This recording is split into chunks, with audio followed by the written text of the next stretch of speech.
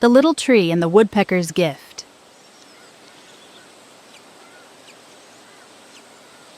In a deep, magical forest, where sunlight barely made its way through the dense branches of tall trees, a forest spirit once floated gently over a clearing. Wherever the spirit passed, life began to bloom. In one special spot, a tiny sapling pushed through the soil and began to grow into a small but unique little tree. Spring came and went, and then summer. The little tree's thin branches stretched toward the sky, covered with delicate green leaves. But one early morning, the tree suddenly sneezed loudly. Achoo! Its leaves trembled. The little tree was lonely. The squirrels scurrying around, the hedgehogs waddling by, all of them annoyed it for some reason. But the birds were the worst of all. They chirped and fluttered endlessly, and their constant activity drove the tree mad. "How noisy they are," the little tree grumbled. "If only I could ask the forest spirit to make them all go away." At that very moment, the little tree felt a warm breeze.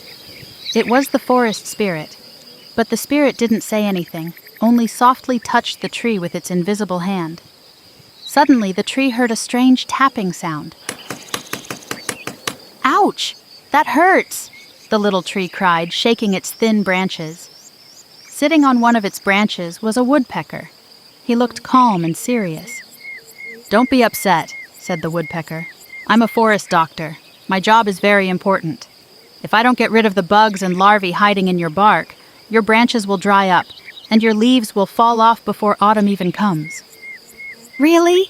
the little tree whispered, startled. "Then please don't leave, help me." The woodpecker nodded and went back to work. He tapped and tapped, carefully pulling harmful bugs from the tree's bark. When he finished, he spread his wings.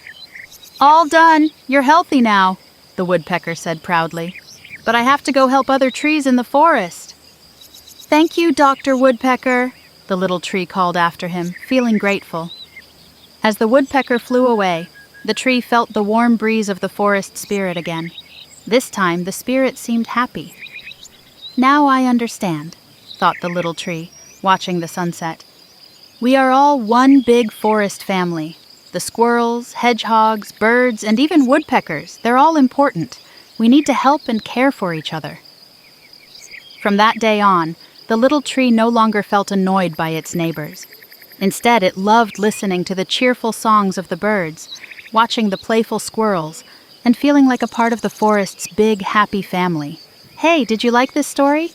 If you did, give it a thumbs up and subscribe to hear more amazing stories. And now think about these questions. How do you feel when you're surrounded by friends or neighbors, like the little tree? Why is it important to help others, even if it's not always easy? What would you do if you saw someone who needed help, just like the little tree did? And don't forget to share your answers in the comments below. I'd love to know what you think about these questions. Let's talk about it together. See you in the next story.